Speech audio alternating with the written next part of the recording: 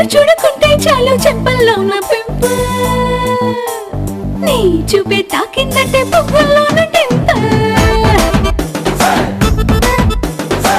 నువ్వు లేని లైఫ్ అంటేనే సైకిల్. అందరికీ నమస్కారం. ఎవడు ఆల్మోస్ట్ 1.5 year మా స్ట్రగుల్ అంత కంప్లీట్ అయింది. ఈరోజే లాస్ట్ ఒక ప్యాచ్ వర్క్ కూడా ఉంటే ఈరోజు మార్నింగ్ కంప్లీట్ చేశాం. చరణ్ చేసిన 5 సినిమాలు అయినా తన సక్సెస్ గ్రాఫ్ అందరికీ తెలిసిందే. 3 కమర్షియల్ సక్సెస్లు అండ్ ఒకటి బ్లాక్ బాస్టర్ హిట్.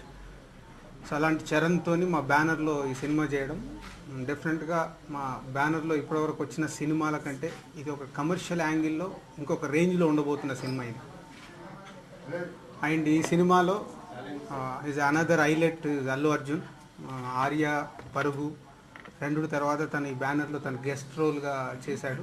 సో అది అందరికీ తెలిసిందే. 10 minutes క్యారెక్టర్ ఉంటుంది.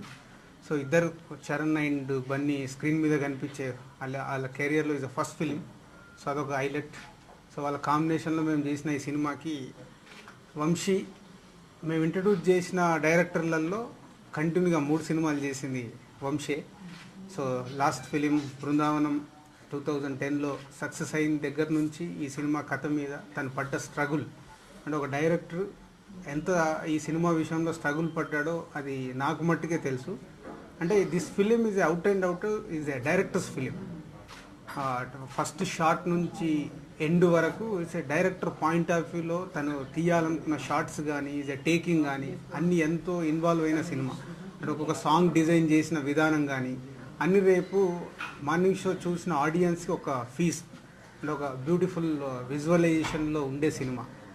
అండ్ కంటెంట్ కూడా అలాంటిది. అంటే ఇప్పటివరకు వచ్చిన ఎన్నో కమర్షియల్ సినిమాలు వచ్చాయి. ఈ కథ వంశీ నాకు చెప్పినప్పుడు ఒక 45 minutes నేరేషన్ ఇస్తే ఆ రోజు నేను ఒక ఫీల్ అయ్యాను. అంటే అరే భలే కథ చెప్పావు వంశీ, సార్ నో డౌట్ ఇది మనకు ఒక నెక్స్ట్ లెవెల్ ఫిలిం అని.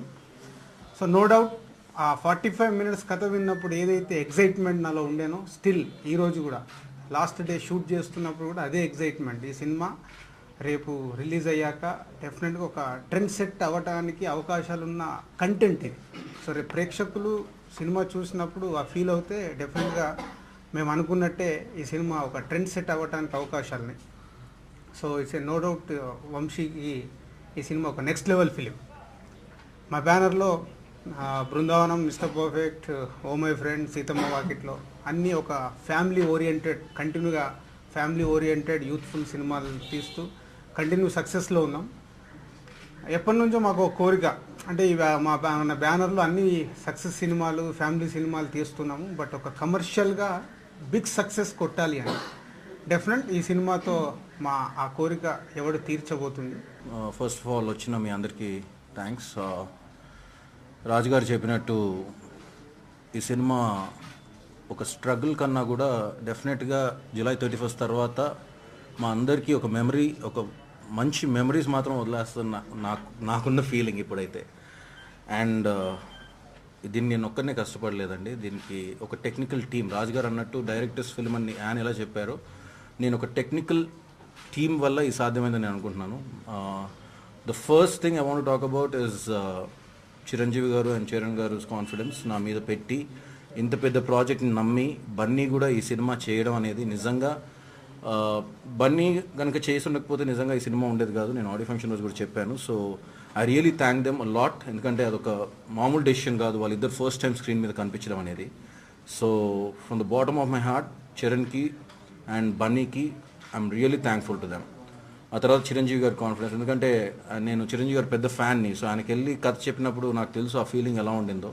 కానీ ఫస్ట్ సిట్టింగ్ తర్వాతే ఆయన లేచి ఎస్ ఈ సినిమా అనేది it's definitely going to create something అని ఆయన చెప్పిన రోజు నాకు ఇంకా గుర్తుంది. సో వీళ్ళందరూ ఇప్పుడు ఆ రోజు నుంచి ఈ రోజు వరకు ఆల్మోస్ట్ 2 years గడిచిపోయింది. 2 years 2 months అలా గడిచిపోయింది. సో దాని తర్వాత ఇప్పుడు సినిమా చూసి కూడా వీళ్ళందరూ ఎక్సైట్మెంట్ చూస్తుంటే ఒక డైరెక్టర్గా నిజంగా ఇద్దరికి ఎక్కువ కాన్ఫిడెన్స్ ఉండాలి. ఆ సినిమా చూసిన తర్వాత ఒకటి నటిని కష్టపడ్డ హీరోకి అండ్ తర్వాత డబ్బులు పెట్టిన ప్రొడ్యూసర్కి.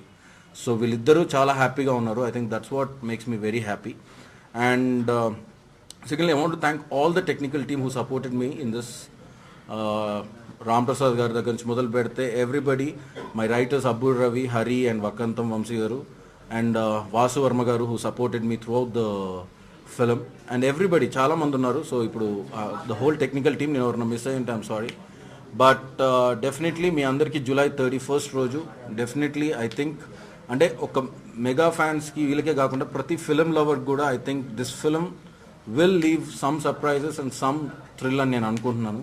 So we are all just waiting for July 31st with fingers crossed. Thank you అండి, థ్యాంక్ యూ వెరీ మచ్.